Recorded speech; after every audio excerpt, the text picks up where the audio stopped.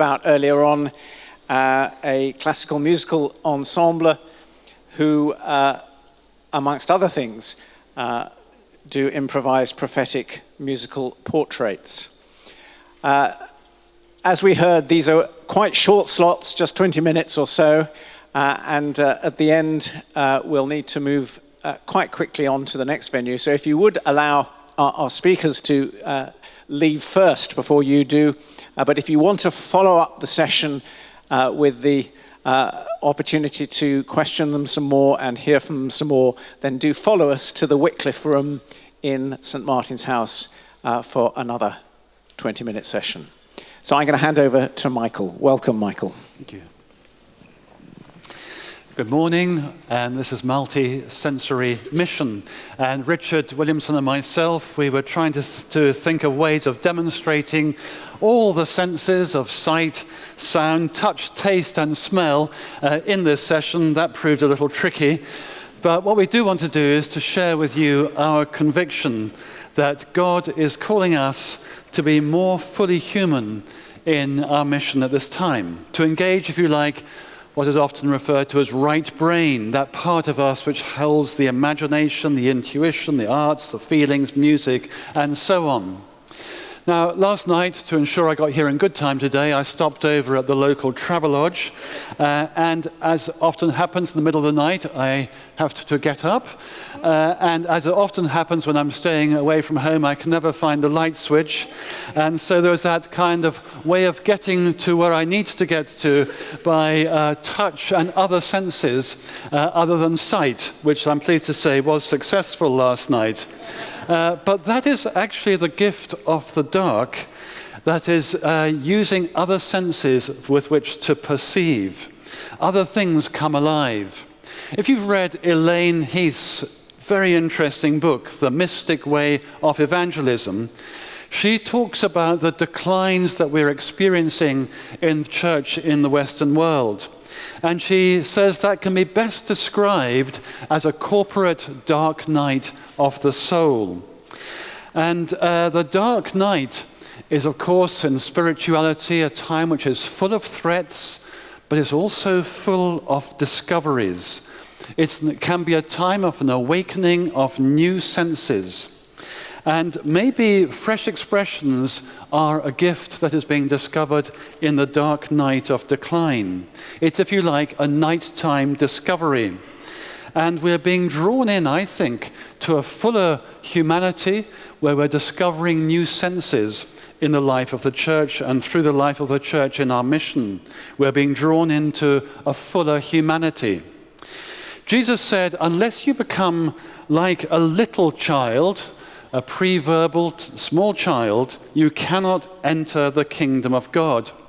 It's interesting, isn't it? Children are instinctively multisensory. And the little pre-verbal multisensory child within is leading us, I think, at this time. It was the Archbishop, I heard him saying, who was giving us permission to play, I think, and take risks. It's no surprise that children are finding a place in our fresh expressions at this time, and a very full place. A colleague of mine recently returned from a holiday in San Francisco, lucky thing, and she went to visit the Church of Gregory of Nyssa. I'd heard about this church, an Anglican church, and I thought you might just like to see a brief clip of how they, in I think, a very multisensory and child-affirming way, do their Advent carol service.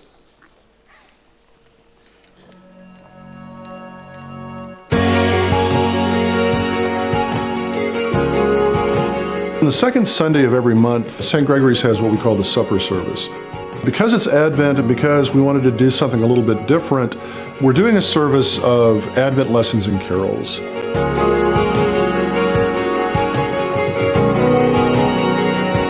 Advent lessons and carols is generally a kind of long series of readings and carols and anthems that a choir sings. But because of the way that we approach the liturgy at St. Gregory's, we're trying to enrich that sort of conservative liturgy with some different expressions. So we'll include dance, We'll include storytelling, congregational song, the choir is going to sing. We use both texts from the scriptures as well as texts from poets. And it'll all culminate with the celebration of the Eucharist, which is a very small, simple celebration geared towards children and pre-literate or illiterate people. So you don't have to be able to read in order to participate in the Eucharistic liturgy. And then that just kind of unfolds into dinner. And it's distinct in many ways in that children and youth take major leadership roles. We're both instructing them, forming them, helping them, and the kids come up with remarkable insights about how to do our liturgy better, more inclusively, and really more powerfully. And so the ministry of children here is at the heart and center of everything that we do.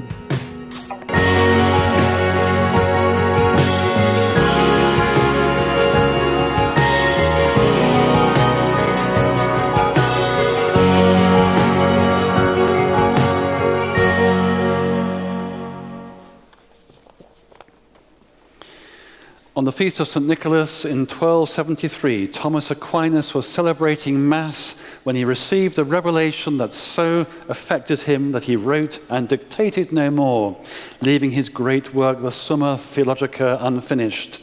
And when asked by Reginald, his secretary and friend, to return to writing, Aquinas said, "I can write no more. I have seen things which make my writings like straw."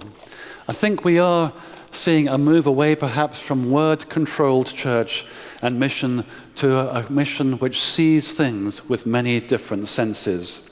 And one of the ways this is happening is through the imaginative use of music. I'd now like to hand over to Richard to tell us a little bit of the story of Epiphany. Thank you very much, Michael. So, as you've heard, I'm part of a group called Epiphany, and we're a mix of professional classical musicians and some contemporary musicians as well. And we put on creative events both within the church, but increasingly outside of the church context. And our particular passion is using improvised music as a unique way of communicating without actually needing words. Improvised music gives us a huge palette of color. We can express all of the human emotions, happiness, pain, ecstasy, grief, and so on, but also some of the qualities of the kingdom of God, freedom, creativity, joy, and hope. And music is a language in itself, as you know, but music inspired, and we pray touched by the Holy Spirit, has an increased capacity to bring something of God's love. So often our churches are not places where we can bring our friends and neighbors and colleagues. So we thought we'd like to take our worship out of the church into the world. N.T. Wright, who was the Bishop of Durham, wrote this: "Art, music, literature, dance, theater, and many other expressions of human delight and wisdom can all be explored in new ways. The point is this: the arts are not the pretty but irrelevant bits around the border of reality. They are highways into the center of a reality that cannot be glimpsed, let alone grasped in any other way." He also wrote this: "The artist is thus to be like the Israelite spies in the desert, bringing back fruit from the promised land to be tasted in advance. Here is the challenge, I believe, for the Christian artist in whatever sphere, to tell the story of the new world so that people can taste it and want it, even while acknowledging the reality of the desert in which we presently live." Such fantastic words. And over the last few years, we've had the opportunity to take a taste of God's kingdom out of the church and into the world, and in a way that people haven't initially recognized what we're doing. But after a short while, they begin to grasp something they've not seen before. Towards the end of 2012, we were invited into the iconic Whitworth Art Gallery in Manchester. And we were asked to spend a day playing just improvised music in one part of the gallery, and then the rest of the time walking through the gallery and just interpreting what we saw of the pictures. And as we went into that gallery, we thought, why don't we see if we can do portraits of people, if we can improvise music to artworks? What about people? So we went into the gallery, and here is a picture of us in the Whitworth. So we were playing in this space every 15 minutes every hour or so, and then wandering around, and then we invited some of the gallery staff, would you like us to paint a picture of you in music? And they came and they stood in front of us or sat in front of us, and they absolutely loved it. We've never done anything quite like this before. Here's another picture in the gallery. So that's one of our cellists, and just improvising to some of the artworks. And it was a very successful day, and we thought, maybe we could do a bit more of this. So we explored some other options. We got to know a lovely person called Leslie Sutton, who about 2.5 years ago put on something called a Passion Art Trail in Manchester. She took 6 wonderful venues around Manchester during Lent, and for 6 weeks put art exhibitions in each of those venues. And she invited us as part of that to go into Manchester Art Gallery, one of the other amazing venues, and to do sound portraits to visitors in the gallery. So this is us in Manchester Art Gallery playing for one of the visitors there. And we had quite an audience who joined us, who absolutely loved what we were doing. Here's another person. We played, I don't know for how many people, but we were there for about 2 hours just playing pictures of people who just wandered in off the street. And it's very interesting what was happening. People were so moved, many of them were in tears. Many of them wanted to talk to us afterwards. At the end of each portrait that we played, we just shared a little of what we felt was happening.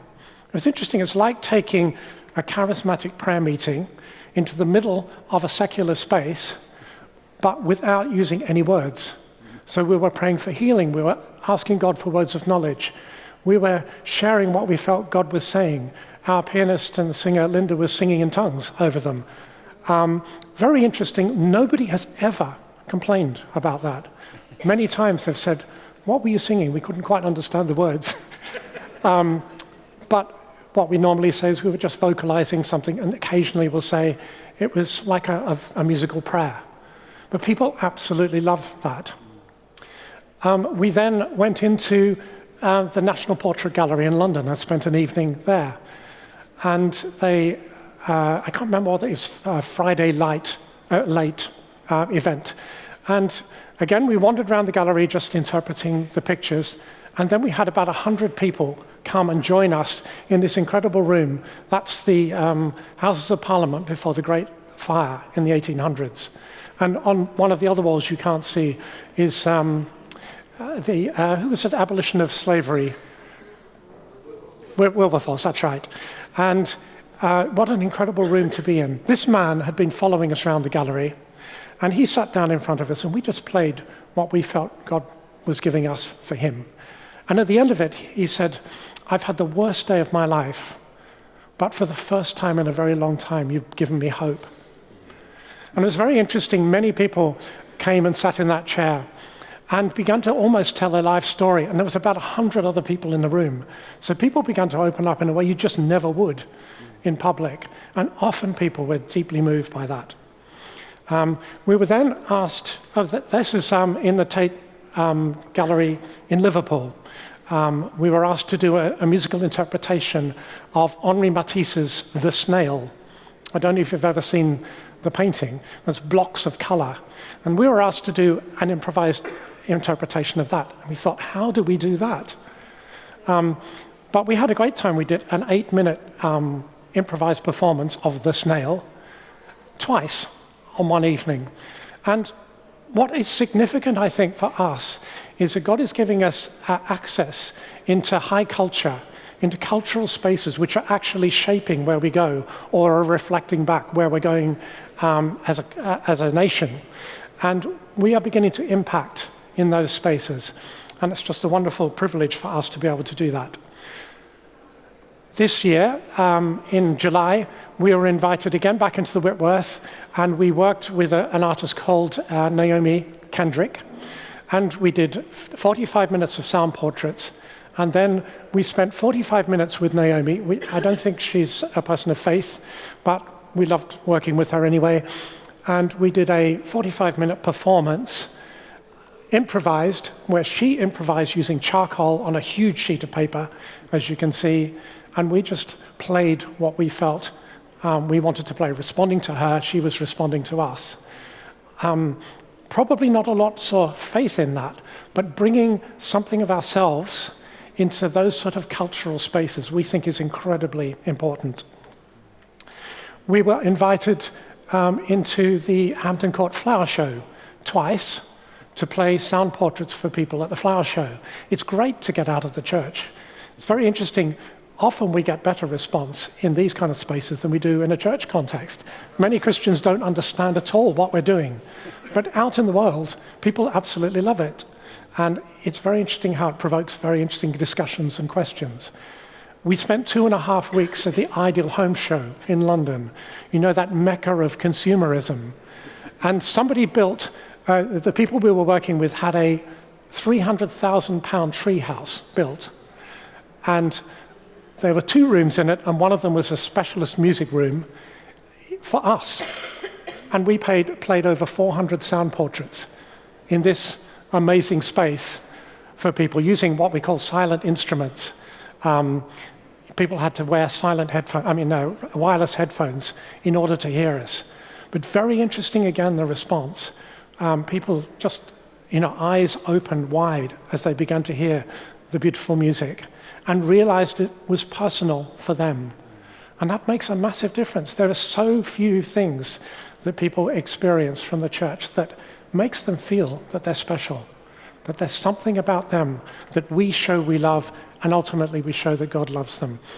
I wish I could show you a lot more of those. This is the same treehouse taken into the Hampton Court Flower Show the following year. Beautiful space, and such a privilege to be there. We also spent 2 years running in the Houses of Parliament at the National Prayer Breakfast, playing the music for the National Parliamentary Prayer Breakfast. On the second of those occasions, we had, I'll go back one. No, it's not there. We played for Ed Miliband and David Cameron as amongst the people. We scattered amongst the whole hall, 800 people there, and just improvised something. And very interesting seeing the response. Many people came up to us afterwards, deeply touched by that. And earlier this year, earlier this year, we had an even greater privilege, really. We were invited to play for a group called Bethel, who look after recovering alcoholics and drug addicts. We spent a whole day. This is one of the people at Bethel in Manchester. And also for Boaz Trust, who deal with asylum seekers. And I know there's something about Boaz Trust here today, but this is playing for one of the lovely ladies who was moved, a South African lady, again, deeply moved by just playing a sound portrait for her. There's so much more that we could do. I won't go through all of this now. These are playing for people in special needs school. And again, seeing an impact that many of the staff had never seen before as we played for people. So that gives you a kind of rough idea of what we do. What we see is it's a ministry of provoking questions that people aren't asking. We so often go in and use words, but we're in a world now where people resist words, and we have to find another way. We need to take our worship out of our churches and break through the defenses that so many have towards faith. So just give you a little flavor of what we do. And what I'd like to do now, just in the last 1 or 2 minutes, is to come amongst you, just with 2 or 3 of us, and improvise something, just in this space now. Is that okay? So let's just be still, just for a moment or 2.